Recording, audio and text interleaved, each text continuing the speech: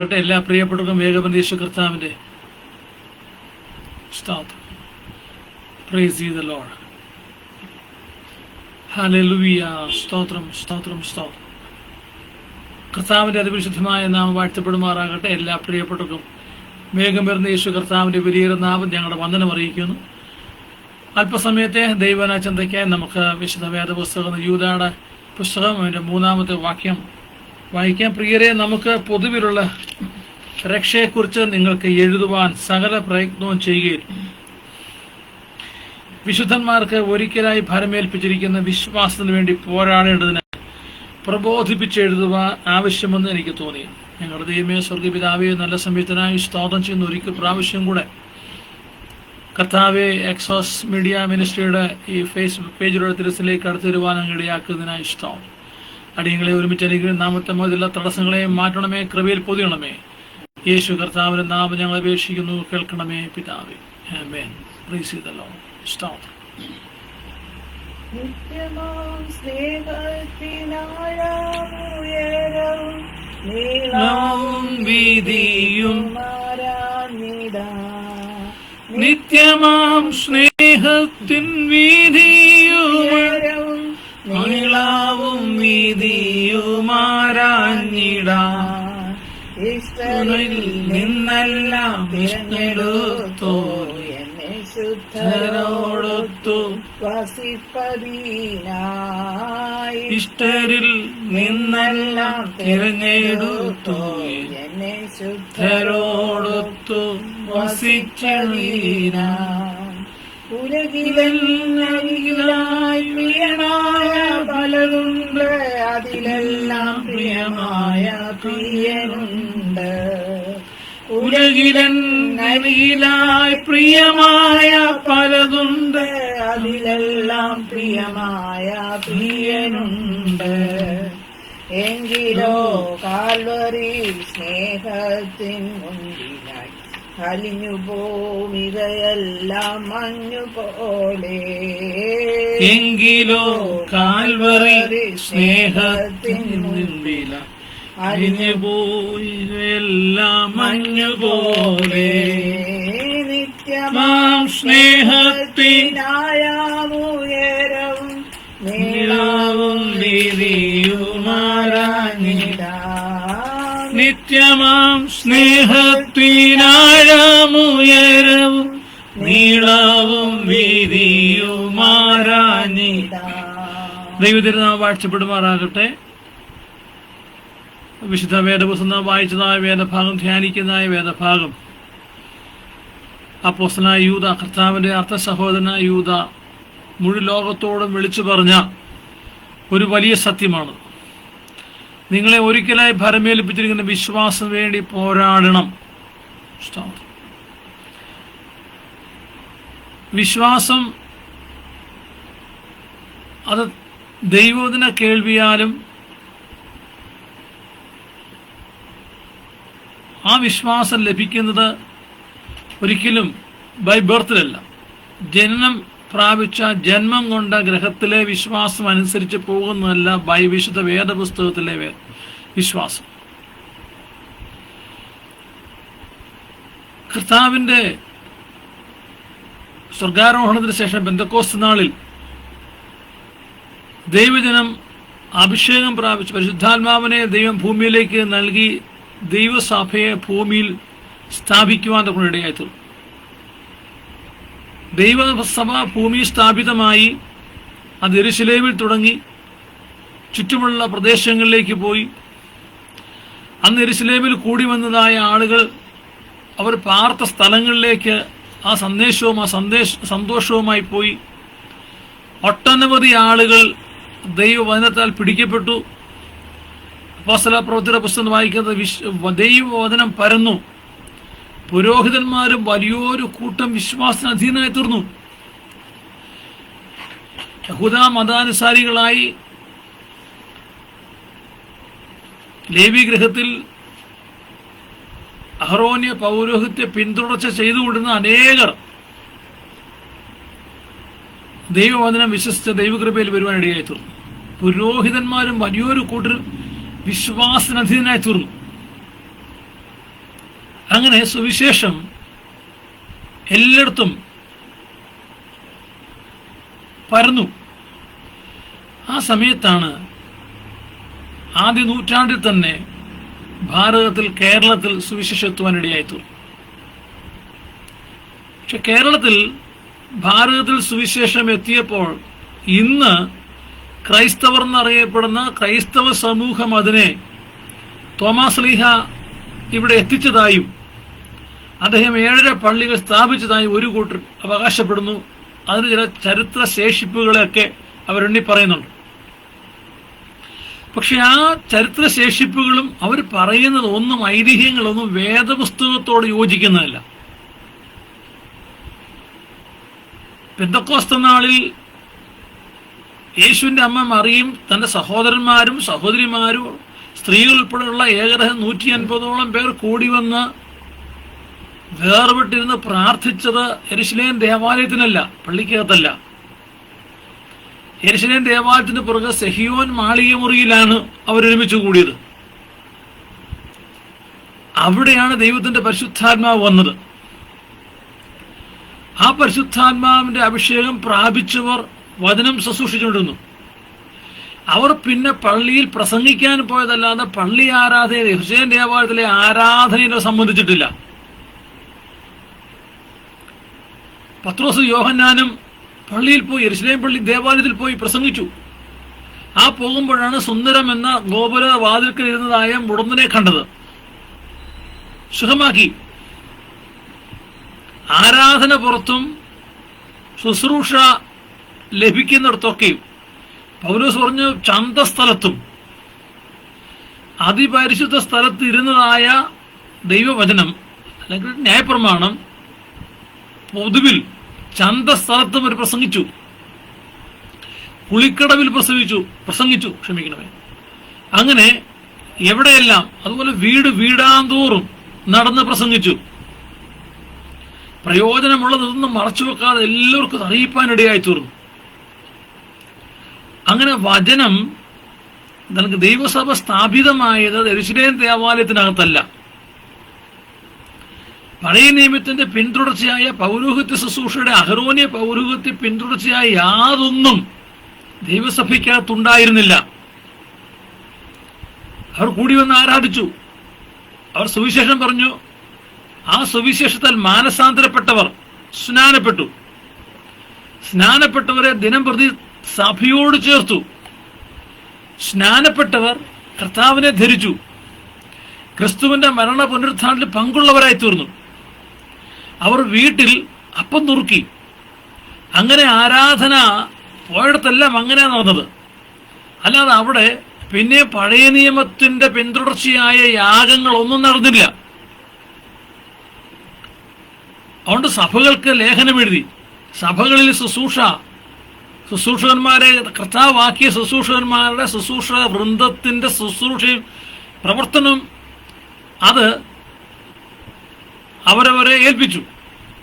ഇടയന്മാർ, അപ്പോസ്തലർ, സുവിശേഷകർ, പ്രവാചകർ, ഉപദേഷ്ടാക്കന്മാർ തുടങ്ങി ഇവർക്ക് ആർക്കും തന്നെ അന്നുള്ളതും പിന്നെ ഇന്ന് കാണുന്നതുമായ യാതൊരു പൗരോഹിത്യ വസ്ത്രങ്ങളും ഉണ്ടായിരുന്നില്ല. പത്രോസും ബാക്കി അപ്പോസ്തലന്മാരും പൗലോസ് ഉൾപ്പെടെ ഈ പറയപ്പെട്ടത് ഇന്ന് കാണുന്നതായ ശുശ്രൂഷ കുപ്പായങ്ങൾ ധരിച്ച്, വസ്ത്രങ്ങൾ ധരിച്ചുകൊണ്ടല്ല അവരെ ശുശ്രൂഷ പുതിയ നിയമസഭയിൽ ശുശ്രൂഷിച്ചിരുന്നത്. എന്നാൽ 1-ാം നൂറ്റാണ്ടിൽ തന്നെ കേരളത്തിൽ സുവിശേഷം വന്നുവെങ്കിൽ അത് തോമാസ് ലീഹയാണ് എത്തിച്ചെങ്കിൽ ഇന്ന് കാണുന്ന പള്ളിയും പട്ടക്കാരെയും തോമാസ് ലീഹ അപ്പോസ്തലൻ ഭാരതത്തിൽ വാഴിച്ചോ? ഒരിക്കലുമില്ല. കാരണം സംശയാലുവായിരുന്നു തോമസ്. ബാക്കി 10 ശിഷ്യന്മാർ പറഞ്ഞു ഞങ്ങൾ കർത്താവിനെ കണ്ടു, അവൻ ഉയർത്തെഴുന്നേറ്റു. ആ കൂട്ടത്തിലെങ്ങും തോമസ് ഉണ്ടായിരുന്നില്ല. എന്നാൽ പിന്നത്തേത് തോമസ് വന്നപ്പോൾ ശിഷ്യന്മാർ പറഞ്ഞു ഞങ്ങൾ കർത്താവിനെ കണ്ടു. അവർ പറഞ്ഞു എന്തിയ കർത്താവ്? അവർ വിശ്വസിച്ചില്ല. അവർ പറഞ്ഞാണ് ഞാൻ അവന്റെ വിരൽപ്പാടിൽ അവന്റെ ആണിപ്പഴുതിൽ എൻ്റെ വിരലിട്ടല്ലാതെ, അവൻ്റെ മാർവിടത്തിൽ എൻ്റെ കൈ വെച്ചല്ലാതെ ഞാൻ വിശ്വസിക്കുകയില്ല. എന്നാൽ പിന്നത്തേതിൽ തോമസും ഉണ്ടായിരുന്ന ഒരു കൂട്ടത്തിൽ കർത്താവ് ഒന്നിച്ച് പറഞ്ഞത്, തോമസേ ഇനി അടുത്ത് തരാൻ പറഞ്ഞു, നിന്റെ വിരലിങ്ങി കൊണ്ടുവരാൻ പറഞ്ഞു, നിന്റെ കരമിടോ കൊണ്ടുപോവാ, എൻ്റെ ആണിപ്പഴുതിലേക്ക് നീ വിരലിടൂ, എൻ്റെ വിലാപ്പുറത്ത് വിരലിട്ടോളാൻ പറഞ്ഞു. പക്ഷെ തോമസ് വിരലിടാനെന്ന് പോയില്ല. അവിടെ നിലവിളിക്കുന്നത്, എൻ്റെ കർത്താവ് എൻ്റെ ദൈവമായുള്ളൂവേ. കർത്താവ് പറഞ്ഞു, കണ്ടു വിശ്വസിക്കുന്നവരല്ല, കാണാതെ വിശ്വസിക്കുന്നവർ ഭാഗ്യവാന്മാർ. അങ്ങനെ കർത്താവിനെ കണ്ട് കർത്താവിൻ്റെ പക്കൽ ഉപദേശം വാങ്ങി വന്ന തോമസ് തൻ്റെ മേൽ കർത്താവ് നൽകാത്ത പൗരോഹിത്യ കുപ്പായം കൊണ്ടുവന്ന് ഇവിടെ വെച്ച് ശമാശന്മാരെ വാഴിച്ചോ, പുരോഹിതന്മാരെ കശീശയെ വാഴിച്ചോ. വാഴിക്കുന്ന സമയത്ത് അവരുടെ തലമുടി മുറിച്ചെടുത്തോ. അവർ കുറെ പേരെ വിവാഹം കഴിച്ചും കുറെ പേർക്ക് വിവാഹത്തോടുകൂടിയും കുർബാന ചൊല്ലാമെന്ന് പറഞ്ഞ് തക്സ എഴുതി കൊടുത്തോ? ഇല്ല, ഇല്ലവേ ഇല്ല. അന്ന് നമ്മൾ ഇന്നീ കാണുന്ന ഏഴരപ്പള്ളിയിൽ അരപ്പള്ളി എന്ന് പറഞ്ഞത് തിരുവനന്തപുരം ജില്ലയ്ക്ക് പുറത്ത് തമിഴ്നാട് ജില്ലയിൽ തിരുവനന്തപുരത്തോട് അടുത്ത് കിടക്കുന്ന തിരുവിതാംകോട് എന്ന സ്ഥലത്താണ് ആ പള്ളിയുള്ളത്. ഞാൻ അവിടെ പോയിട്ടുണ്ട്. ചെറിയ പ്രായത്തിൽ ഞങ്ങൾ സൺഡേ സ്കൂളിൻ്റെ അന്ന് ഞാൻ ഓർത്തഡോക്സ് വിഭാഗത്തെയായിരുന്നു. OBBSന്റെയും MGOCSന്റെയും യൂത്ത് ലീഗിൻ്റെയൊക്കെ ഭാഗമായി ഒരു തീർത്ഥയാത്ര വെച്ചപ്പോൾ തിരുവനന്തപുരം പാളയം സെൻറ് ജോർജ് ഇന്നത് കത്തീഡ്രലാണ്, സ്പെൻസർ ജംഗ്ഷനുള്ളതായ പാളയം പള്ളിയിൽ നിന്ന് ഒരു കൂട്ടം വൈദികരുടെയും അന്നുണ്ടായിരുന്ന ഒരു റന്താച്ചനാണോ ഒരു മെത്രാച്ചനാണോ അച്ഛന്മാരോടൊപ്പം അങ്ങനെ അവിടെ തിരുവിതാംകൂട് പള്ളിയിൽ ഞങ്ങൾ ചെന്നു. ഞാൻ പോയിട്ടുണ്ട്. അവിടെ അന്ന് കണ്ടത് ഇപ്പം ഇന്നുള്ളതും ആയ തരത്തിലൊരു മദ്ബഹ, അതുപോലെ തന്നെ ആ പള്ളിയുടെ അതൊന്നും തോമാസ് ലീഹ പണിതതല്ല, അങ്ങനെ പണിയുകയില്ല. കാരണം വ്യക്തമായി കർത്താവിനെ കണ്ട് കർത്താവിൻ്റെ പക്കലിന് പ്രാപിച്ച് ആദ്യ നൂറ്റാണ്ടിലെ സുവിശേഷത്തിൻ്റെ ശുശ്രൂഷയുടെ ദൈവസഭയുടെ ഭാഗമായി തീർന്ന തോമസ് ഭാരതത്തിൽ വന്ന്, പ്രത്യേകിച്ച് നമ്മുടെ കേരളത്തിൽ വന്ന് ഇമാതിരി ഒരു ദേവാലയം പള്ളി പണിയുമോ? ഒരിക്കലുമില്ല. അങ്ങനെയെങ്കിൽ തോമസ് ലീഗയുടെയും അല്ലെങ്കിൽ പത്രോസ് ലീഗയ്ക്കും തോമസ് ലീഗയ്ക്കും സിംഹാസനമുണ്ടോ? ഇവിടെ വന്നപ്പോൾ എന്തെങ്കിലും കൊണ്ടാണോ വന്നത്? ഒരിക്കലുമല്ല. ഇന്നീ കാണുന്ന ശമാശപ്പട്ടത്തിനും അതുപോലെ കശീശാപട്ടത്തിനും പിന്നത്തേതിൽ മെത്രോപോലിത്തയാക്കുന്നതിലുള്ളതായ ആചാര അനുഷ്ഠാനങ്ങൾ തോമസ് ഇവിടെ ഇന്ത്യയിൽ ഇംപ്ലിമെന്റ് ചെയ്തോ? വിശുദ്ധ വേദപുസ്തകം പറയുന്നു ഒരിക്കലും അങ്ങനെ സംഭവിച്ചിട്ടില്ല. എന്നാൽ AD 315 കോൺസ്റ്റന്റൈൻ എന്ന ചക്രവർത്തി റോമിലുള്ള അദ്ദേഹം ക്രിസ്തു മതം സ്വീകരിച്ചു, മാർഗമല്ല. അദ്ദേഹമാണ് AD 315 ശേഷം ഇന്ന് കാണുന്ന തരത്തിലുള്ളതായ പള്ളികളും ആലയങ്ങളും ആരാധനാക്രമങ്ങളും ഒക്കെ പടച്ചു വെക്കാനും പിന്നത്തെ കാലക്രമത്തിൽ വ്യത്യാസത്തോട് വന്നതും കാരണക്കാരൻ അദ്ദേഹമാണ്. അതുകൊണ്ട് പ്രിയമുള്ളവരെ, കർത്താവ് നമ്മുടെ പക്കൽ ഭരമേൽപ്പിച്ച ദൈവദാസന്മാർ നമ്മുടെ പക്കൽ ഭരമേൽപ്പിച്ചിരിക്കുന്ന വിശ്വാസം ഇന്ന് പള്ളികളിൽ കാണുന്നതല്ല. പ്രത്യേകിച്ച് കഴിഞ്ഞ വെള്ളിയാഴ്ചയായിരുന്നു ദുഃഖവെള്ളിയാഴ്ച ലോകമെമ്പാടും പ്രത്യേകിച്ച് കേരളത്തിലെ തിരുവനന്തപുരത്തും ആഘോഷപൂർവമായ ദുഃഖവെള്ളി ആചരണമുണ്ടായി. പാളയം കത്തീഡ്രലിൽ നിന്ന്, കത്തോലിക്ക കത്തീഡ്രലിൽ നിന്ന് പല രൂപതകൾ, ലത്തീൻ അതുപോലെ മലങ്കര തുടങ്ങിയതായ കത്തോലിക്ക വിഭാഗത്തിൽപ്പെട്ട ആ രൂപതകളുടെ അധ്യക്ഷന്മാർ, മേലധ്യക്ഷന്മാരും അച്ഛന്മാരും കന്യാസ്ത്രീമാരും ഉൾപ്പെടുന്ന വലിയൊരു വിലാപയാത്ര പള്ളിയിൽ നിന്ന് പുറപ്പെട്ട തിരിച്ച് പള്ളിയിൽ എത്തിച്ചേർന്നു. ശരിക്കും ഒരു പുരുഷ രൂപത്തെ കൊണ്ടു നടന്നു.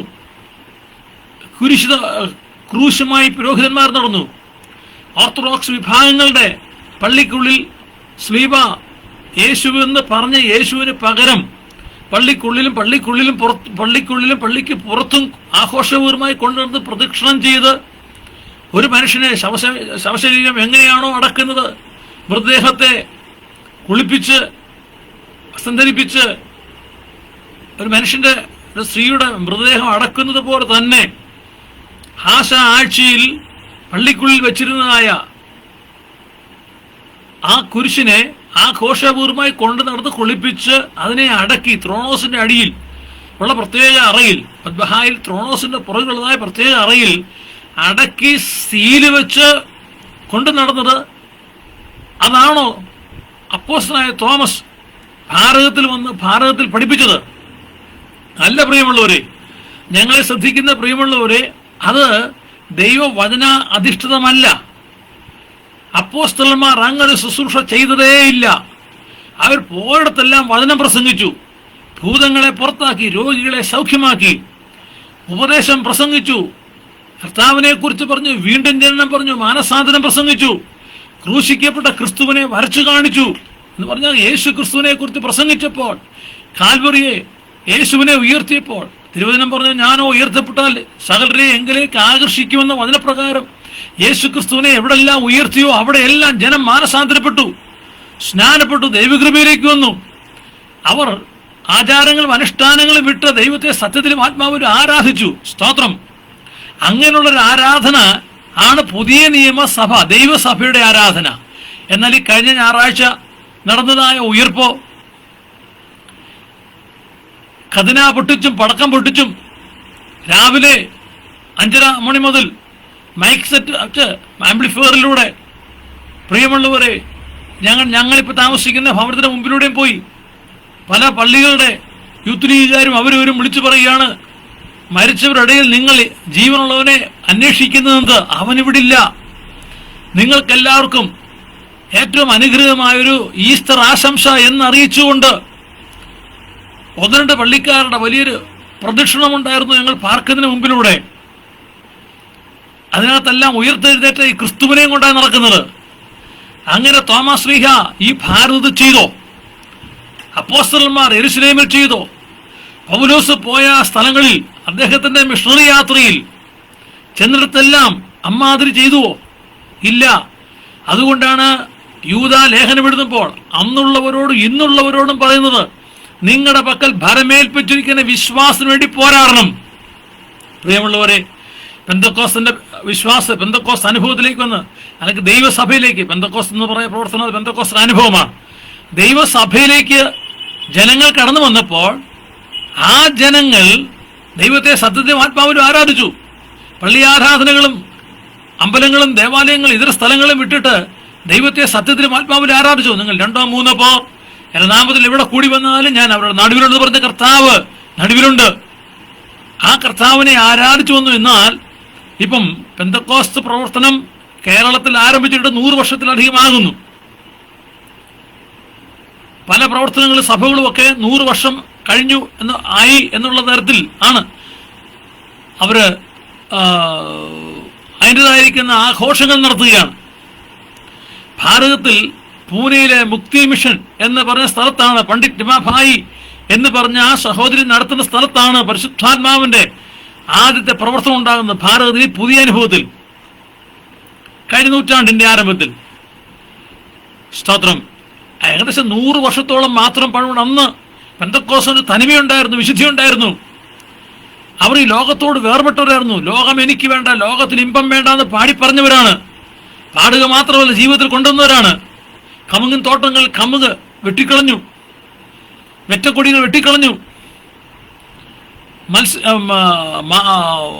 മദ്യം, ലഹരി പദാർത്ഥങ്ങൾ ഇതെല്ലാം ഉപേക്ഷിച്ചു, വിഗ്രഹങ്ങൾ എടുത്തു കളഞ്ഞു.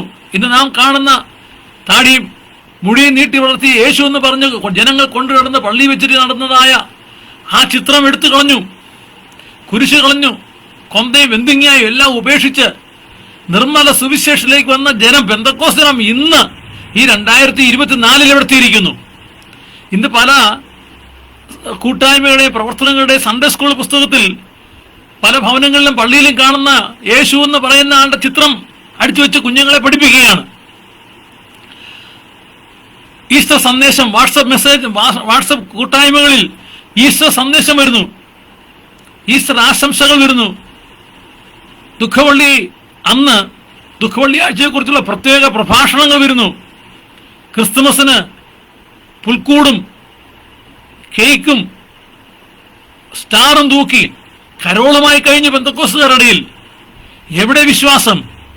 അതുകൊണ്ട് അന്ന് ദൈവദാസൻ യൂദ പ്രസംഗിച്ച് പറയുകയാണ്, തന്റെ ആലോചന പറയുകയാണ്, പ്രിയമുള്ളവരെ, നിങ്ങളുടെ പക്കൽ ഒരിക്കലായി ഭരമേൽപ്പിച്ചിരിക്കുന്ന ഈ വിശ്വാസം, അതിനുവേണ്ടി പോരാടണം. നമ്മുടെ മലയാളക്കരയിൽ പ്രത്യേകിച്ച് 2 ശൈലികളുണ്ട്. അതിലൊന്നിതാണ്, നാടോടുമ്പോൾ നടുകെ ഓടണം. നാടെങ്ങനെയാണോ ഓടുന്നത് അതിലൂടെ ഓടണമെന്നാണ് നമ്മുടെ പഴമക്കാര്, കേരളത്തിലെ പഴമക്കാര് മലയാളക്കരയിൽ വിളിച്ചു പറഞ്ഞത്. എന്നിട്ട് അവർ അതിനോടൊന്നുകൂടെ പറഞ്ഞു, ചേരയെ തിന്നുന്ന നാട്ടിൽ ചെന്നാൽ അതിന് നടുക്കഷ്ണം കഴിച്ചോണമെന്ന്. ഇന്ന് ഏറെക്കുറെ പെന്തക്കോസ്തുകാരുടെ അനുഭവത്തിൽ അതായിരിക്കുന്നു. ഏത് വിഭാഗം, IPC ആയാലും ചർച്ച് ഓഫ് ഗോഡ്, AG, ഇതര സ്വതന്ത്ര കൂട്ടായ്മകൾ പോലും പലരും പെന്തക്കോസിന്റെ ആദിമ തനിമ വിട്ടുപോയി, സുവിശേഷ നിർമ്മലത വിട്ടു, എന്തും ഏതും ആകാമെന്നായി. പലരെയും കൂടുന്നു, രാഷ്ട്രീയക്കാരുമായി അവർ കൈകൊടുക്കുന്നു, ഉപദേശ പെശകുള്ളവരുമായി കൈകൊടുക്കുന്നു. കഴിഞ്ഞ ദിവസമാണ് സ്നാനത്തിനെതിരെ പ്രസംഗിക്കുന്ന, സ്നാനപ്പെടുന്നത് നരകത്തിൽ പോകുമെന്ന് പറഞ്ഞ ആള് മരിച്ചപ്പോൾ അദ്ദേഹത്തിന്റെ സംസ്കാരത്തിന് പെന്തക്കോസ്തിലെ പ്രമുഖരെല്ലാവരും ചെന്നു. അവർ ചെന്ന് അദ്ദേഹത്തെ ഒത്തിരി വാഴ്ത്തിപ്പാടി. പെന്തക്കോസ്തിന്റെ വക്താക്കളായി അവർ വാഴ്ത്തിപ്പാടി. അവർക്ക് പുരോഹിതന്മാർ സമയം കൊടുത്തു.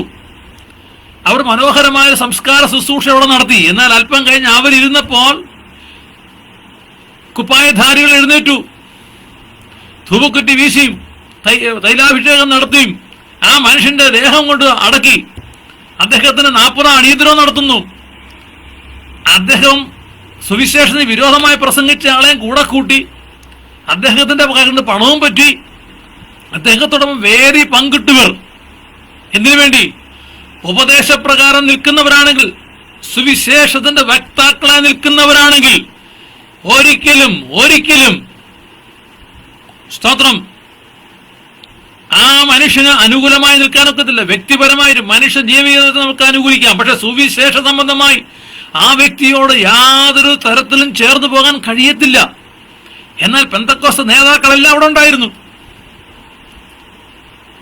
ജനങ്ങൾ പറഞ്ഞു, അങ്ങനെ നിങ്ങൾ നമ്മൾ ഒരു വ്യത്യാസവും വരാത്ത പോലെ ഉണ്ടായിരുന്നു. അതുകൊണ്ട് യൂദ ലേഖനം എഴുതുന്നത് ആ കാലത്തിന് കേട്ടിട്ടല്ല, എല്ലാ കാലത്തും, ഈ കാലത്തും കർത്താവിന്റെ വരവോളം യൂദ വിളിച്ചു പറയുന്നു. യൂദായുടെ ലേഖനം 3-ാം അധ്യായം, ആ വാക്യം പറഞ്ഞ വാക്കിൽ അവസാനിപ്പിക്കട്ടെ. സ്തോത്രം. സഹോദരന്മാരെ, യൂദ 3-ാമത്തെ വാക്യം. Price the Lord. പ്രിയരെ, നമുക്ക് പൊതുവിലുള്ള നിങ്ങൾക്ക് എഴുതുവാൻ ഞാൻ സകല പ്രയത്നവും ചെയ്യുകയിൽ. നോക്കൂ, നമ്മുടെ പക്കൽ ഒരിക്കലായി ഭരമേൽപ്പിച്ചു. മാറ്റി എടുക്കുന്നതല്ല. രാഷ്ട്രീയ പാർട്ടികൾക്ക് ചിഹ്നം മാറുകയാണ്, പ്രകടന പത്രികയിൽ വിഷയങ്ങൾ മാറുകയാണ്, മലയാളികൾ ഉൾപ്പെടെയുള്ള സകലരുടെയും ഭക്ഷണക്രമം മാറി, വസ്ത്രധാരണത്തിന് വ്യത്യാസം വന്നു, വീട് പണിയുടെ പ്ലാൻ മാറി, മുഖഛായകൾ മാറി, വാഹനത്തെ കുറിച്ചുള്ള കാഴ്ചപ്പാട് മാറി, സകലവും മാറ്റവും. കേരള ജനത, ഭാരതം, ലോകം മുഴുവൻ മാറ്റത്തിലാണ്. എന്നാൽ ഇവിടെ പറഞ്ഞു, മാറ്റാനൊക്കാത്ത, മാറിക്കൂടാനാകാത്ത ഒന്നാണ് വിശ്വാസം ഭരമേൽപ്പിച്ചിരിക്കുന്നത്.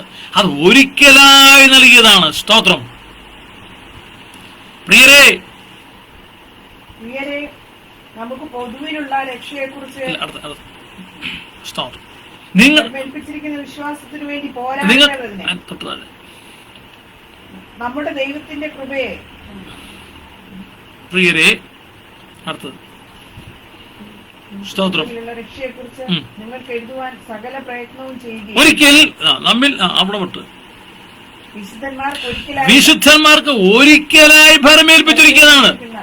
വിശുദ്ധന്മാർക്ക് ഒരിക്കലായി ഭരമേൽപ്പിച്ചിരിക്കുന്നു, പലപ്പോഴായിട്ടില്ല. കാലോചിതമായൊരു മാറ്റം വിശ്വാസത്തിൽ തിരുവചനം ദൈവം പറഞ്ഞിട്ടില്ല. കാലങ്ങൾ മാറുകയല്ലേ. വസ്ത്രധാരണത്തിലും ഭക്ഷണകാര്യത്തിലും കാലാവസ്ഥ വരെ മാറുന്നു. എല്ലാം വ്യതിയാനം വരുമ്പോൾ മാറുന്നൊന്നല്ല. അതുകൊണ്ട് പറയുകയാണ്, നിങ്ങളെ വിശുദ്ധന്മാർക്ക് ഒരിക്കലായി ഭരമേൽപ്പിച്ചു. ആ ഭരമേൽപ്പിച്ചിരിക്കുന്ന വിശ്വാസത്തിന് വേണ്ടി പോരാടേണ്ടതിന് പ്രബോധിപ്പിച്ചെഴുതുവാൻ ആവശ്യം. ഇതിനുവേണ്ടി പോരാടണം. എന്നെ ശ്രദ്ധിക്കുന്ന പ്രിയമുള്ളവരെ, ഞങ്ങളെ കേൾക്കുന്നവരെ, സ്തോത്രം, നിങ്ങളുടെ പക്കൽ, നമ്മുടെ പക്കൽ ഏൽപ്പിച്ചിരിക്കുന്ന ഈ വിശ്വാസം വേണ്ടി പോരാടുവാൻ ദൈവത്തിന്റെ പരിശുദ്ധാത്മാവ് നമ്മെക്കുറിച്ച് ആഗ്രഹിക്കുന്നു, എന്നെക്കുറിച്ച് ആഗ്രഹിക്കുന്നു, നിങ്ങളെക്കുറിച്ച് ആഗ്രഹിക്കുന്നു. അതിനായി നമുക്ക് ദൈവങ്ങളിൽ തമ്മിൽ തന്നെ സമർപ്പിക്കാം, നമ്മെ ഏൽപ്പിച്ചു കൊടുക്കാം. കർത്താവേ, എന്തെല്ലാം വന്നാലും സ്തോത്രം, ഹല്ലേലൂയ, അതിനുവേണ്ടി ചാരുവാനിടയാകരുത് എന്നൊക്കെ പ്രാർത്ഥിക്കാം, സമർപ്പിക്കാം. സ്തോത്രം. മരുഭൂപ്രയാണത്തിൽ ചാരിടുവാൻ ഒരു നല്ല നായകൻ നമുക്കില്ലയോ? മരുഭൂപ്രയാണത്തിൽ ചാരിടുവാൻ ഒരു നല്ല നായകൻ നമുക്കില്ലയോ? കരുതും കാവൻ വേണ്ടതല്ല, യാത്ര നീടുക, തഴും നീനാക്കവൻ വേണ്ടതല്ല, തളരാതെ യാത്ര നീടുക, അഴലേറും ജീവിതമരുവിൽ നീ തളരുകയോ? ഇനി സഹജേ അഴലേറും ജീവിതമരുവിൽ നീ തളരുകയോ? ഇനി സഹജേ. ഞങ്ങളുടെ ദൈവമേ, സ്വർഗ്ഗപിതാവേ, അവിടുന്ന് കേൾപ്പിക്കുന്ന ആലോചനയ്ക്കായി സ്തോത്രം. അവിടുത്തെ വരവേറ്റെടുത്തു. മനുഷ്യപുത്രന്റെ വരകിൽ വിശ്വാസം കണ്ടെത്തുമോ എന്ന് ചോദിച്ചതുപോലെ കർത്താവേ, ജനം ഓരോരുത്തരും താൻ ബോധിച്ചതുപോലെ വചനത്തെ വളച്ചൊടിച്ച് വിശ്വാസന്റെ അനുഭവങ്ങളിൽ വ്യതിചരിക്കുന്ന ഈ കാലഘട്ടത്തിൽ കർത്താവേ, ഈ എക്സ്ട്രോസ് മീഡിയ മിനിസ്ട്രിയുടെ ഫേസ്ബുക്ക് പേജിലൂടെ കേൾക്കുന്ന ഈ ദൈവിക സന്ദേശം കേൾക്കുന്നവർക്ക് കർത്താവേ, അത് അനുഗ്രഹമാക്കി തീർക്കണം. വിശ്വാസം വിട്ടുപോകാനിടയാകരുതേ. നിങ്ങളുടെ ദാസനെ, കുടുംബത്തെ എല്ലാവരെയും സഹായിച്ചാണ്. കൃപയിൽ പൊതിയണമേ, വരവിനായി ഒരുക്കണമേ. മശിഹായുടെ നാമത്തിൽ അപേക്ഷിക്കുന്നു, കേൾക്കണമേ പിതാവേ. ആമേൻ. എല്ലാവർക്കും വന്ദനം. ദൈവമായ കർത്താവേ അനുഗ്രഹിക്കട്ടെ. ദൈവം വീണ്ടും അടുത്ത ആഴ്ച കാണാം. Price the Lord. സ്തോത്രം.